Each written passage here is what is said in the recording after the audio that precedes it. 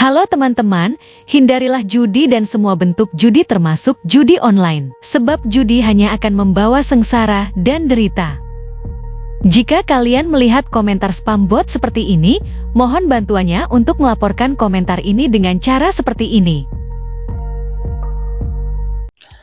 Assalamualaikum warahmatullahi wabarakatuh, Rio Reasport kembali menyapa Anda. Oke, ini adalah segmen fakta di balik laga atau kita akan sedikit bahas ya, pertandingan playoff ACL 2 antara Persib Bandung melawan wakil dari Filipina Manila Digar. Nah, kita akan cari tahu apa sih yang terjadi di laga kali ini dan juga pelajaran apa yang kita bisa petik di laga kali ini dan juga ada evaluasi apa yang harus dibenahi oleh Persib untuk kedepannya usai jalani playoff laga ACL 2 kali ini ya. Nah, seperti biasa, sebelum kita bedah dan cari tahu bagaimana jalannya pertandingan kali ini dan apa yang terjadi di laga kali ini, saya tetap mendukungannya untuk channel ini agar terus berkembang dan bisa memberikan berita-berita informatif yang tentunya semoga saja bermanfaat untuk kita semua. Caranya masih sama, cukup dengan klik subscribe. Bagi yang belum subscribe, aktifkan juga notifikasi loncengnya, like, share, dan juga komen.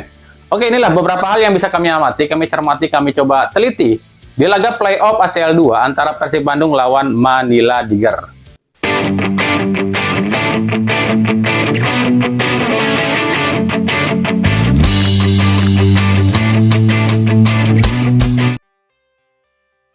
Inilah beberapa hal yang bisa kami amati di laga Persib Bandung lawan Manila Digar di playoff ACL 2. Yang pertama soal Adam Zibek yang juga belum ditampilkan di laga ini. Nah, untuk kali ini buat yang nanya kemana Adam Zibek, kami nggak mau komentar ya. Nanti dibilangnya kami sok tahu lagi. Padahal kami udah ngejelasin secara panjang lebar, tapi masih dibilang sok tahu. Ya udah, terserah kalian. Ini mau apa menurut kalian ya? Ada yang bilang katanya kurang fit atau lagi sakit, ada yang bilang juga sanksinya belum dicabut atau masih diproses. Ya silakan saja, itu komentar kalian. Ya kita akan lihat nanti aja di liga ya usai laga ini, apakah Adam Zibek ini udah dimainkan atau belum. Kalau belum ya mungkin ada kemungkinan masih masih kena sanksi kali, belum dicabut sanksinya. Ya nah, kita lihat nanti aja. Tapi kalau kata pembawa acara RCTI sih ya katanya masih kena sanksi. Kalau benar masih kena sanksi, mana tuh yang kemarin kencang banget bilang kami sok tahu, mana congornya. Dengerin sendiri deh ucapan dari ini presenternya RCTI. Di mana penjaga gawang Adam asal Inggris belum bisa bermain karena dinilai masih dapat di kasus disiplin. Yang kedua, Manila Digar adalah tim asal Filipina kedua lo ya yang pernah dilawan Persib di sepanjang sejarah. Karena pertama kali Persib lawan tim asal Filipina itu terjadi di tahun 95. Itu di ACL 2 juga kalau nggak salah ya. Itu namanya klub Pasay FC. Itu di leg pertama Persib menang 2-1, di leg kedua Persib menang 1-3. Jadi Manila Digar ini adalah tim kedua ya yang dilawan oleh Persib, tim asal Filipina. Yang ketiga, gimana nih tayangan di RCTI? Apakah tetap lebih bagus nih dibanding tayangan di Liga 1 atau sama aja? Kalau buat kami pribadi ngelihatnya emang ini jauh lebih jernih ya, tapi nggak tahu pendapat kalian. Yang keempat, ini ada momen di menit 32, yakni momen peluang emas Persib Bandung dari Uliam Baros. Apalagi yang kau butuhkan Baros, itu bola kan tinggal nyontek, kok nggak bisa ya. Ini salah rumputnya kali ya. Di menit 34 ada sebuah insiden antara Beckham Putra dengan Modo Maneh ya dari Manila Digar. Anehnya justru wasit asal Oman ngeberikan pelanggaran, katanya Beckham yang ngelanggar. Ada ini wasit onta. Yang kelima, gol Persib di menit 28. Ini masuknya gol apa ya? Bunuh diri atau gol Luciano? Kalau dilihat dalam tayangan ulang, ini bola itu kan umpan Luciano ditepis oleh kipernya Manila Digar. Malah masuknya ke dalam ya. Jadi bisa dibilang ini golnya Luciano mungkin iya, gol bunuh diri pun mungkin iya. Tapi yang pasti ini bukan golnya dari Matricardi lo ya. Di menit 39 ini juga ada insiden nih antara Frans Putros yang dilanggar dengan keras oleh pemain Manila Tiger, tapi ini wasit onta nggak ngeberikan pelanggaran dan tetap play on untuk Manila Tiger. Ada. Kita masuk ke babak kedua. Ini kita mulai di menit ke-64. Lagi-lagi ya, William Barros buang-buang peluang. Nikmat mana lagi yang kau dustakan, William Barros? Itu kata siapa? Bung Hadi Ahai Gunawan ya. Bandung, oh, sungguh nikmat Tuhan, mana lagi yang mereka dustakan. Dan emang terlalu banyak buang peluang pun ini nggak bagus dalam sepak bola. Akhirnya apa? Dihukumkan sama pemain Manila Tiger di menit ke-65. Ini akibat terlalu banyak buang peluang. Dalam sepak bola itu tabu loh, terlalu banyak buang peluang. Untung aja si William mampu membalasnya atau mampu menutupinya dengan gol di menit 73. Coba kalau di laga ini si William Barros nggak cetak gol, ini kayaknya Persib bakalan mungkin kalah bisa kali ya, karena memang ada hukum tak tertulis dalam sepak bola. Tim yang terlalu banyak buang peluang pasti akan dihukum. Karena di laga ini sebenarnya khususnya di babak kedua ya, Persib itu banyak banget peluang. Di menit 83 itu Febri, di menit ke-88 itu Luciano Guaicochea, tapi semuanya finishing yang belum klinis. Oke, untuk selengkapnya lagi kita akan bahas secara detailnya aja.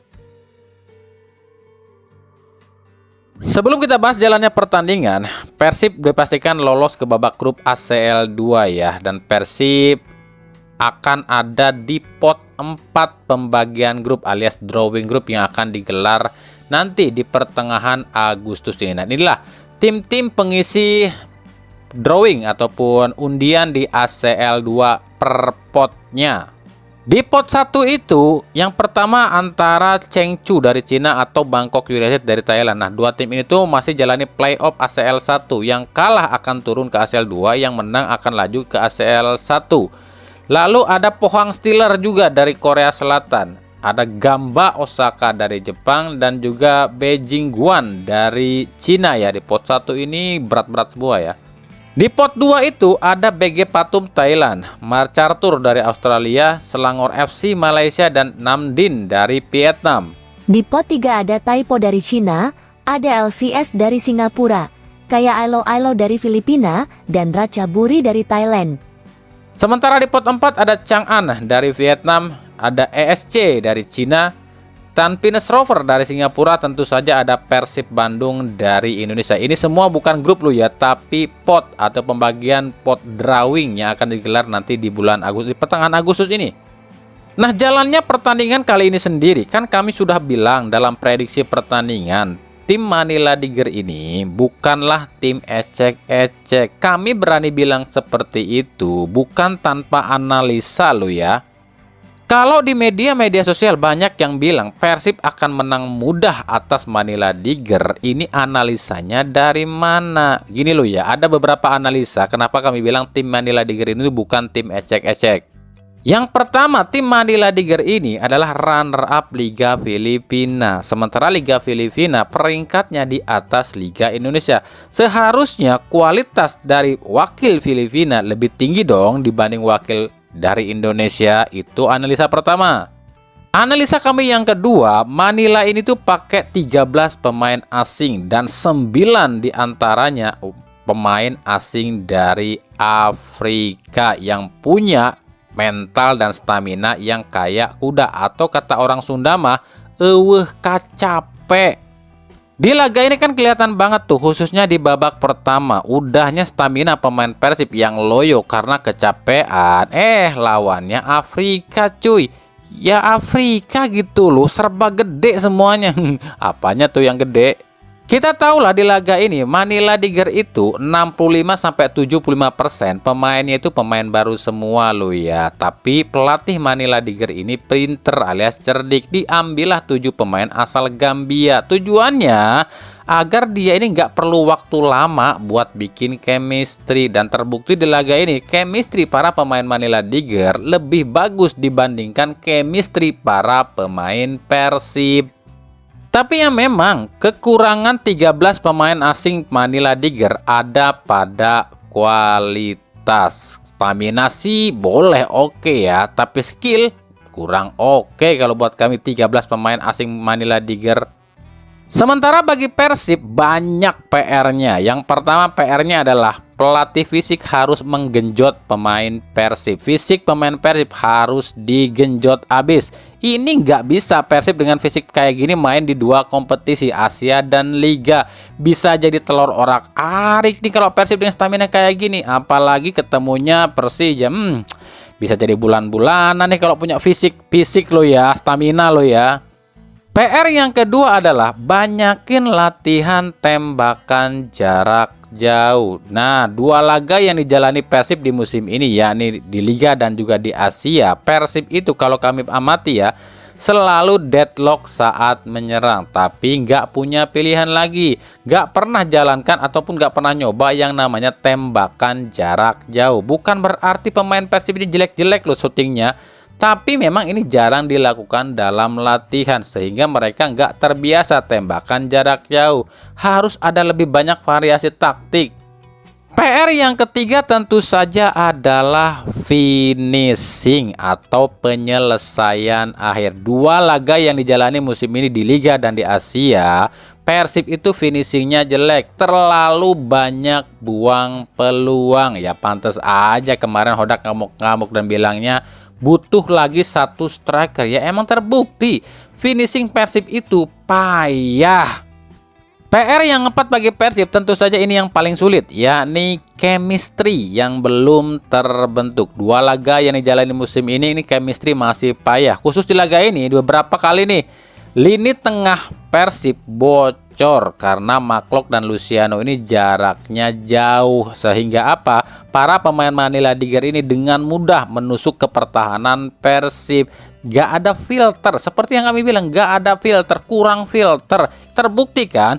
Ketika Adam Alis masuk di babak kedua, lini tengah Persib pun bisa menguasai kan? Artinya apa? Bukan berarti Luciano dan Maklok ini jelek loh ya, tapi selalu saling tunggu. Dan ada hal yang dimiliki oleh Marsilio nggak dimiliki oleh Adam Alis, tapi ada hal yang dimiliki oleh Adam Alis nggak dimiliki oleh Marsilio. Ini yang membuat lini tengah Persib di 2 laga awal ini seolah bolong lu ya, karena yaitu tidak bisa saling menutup, tidak kompak.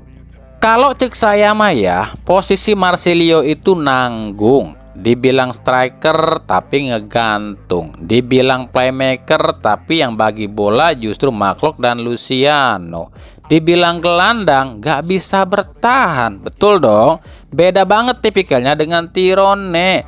Tirone ini murni playmaker, dia ini nyerang oke, atur bola juga oke, bertahan pun oke. Itu seorang playmaker. Nah, untuk William Barros yang terlalu banyak buang peluang di laga ini, untung wes ya nyetak gol, lamun hente eta beak, pasti beak mana diciduhan ku pendukungna Persib. Ya cuma itu yang bisa kami amati di laga ini, kurang lebihnya harap maklum ya.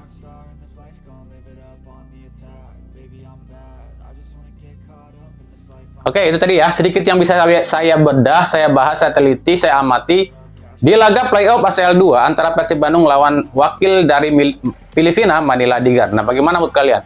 Apakah ada hal-hal yang masih kurang nih, atau mungkin kurang tepat, ataupun mungkin kelewat dari penelitian kami atau penglihatan kami, ataupun dari apa yang kami amati? Silahkan saja tulis di kolom komentar pendapat kalian soal laga ini.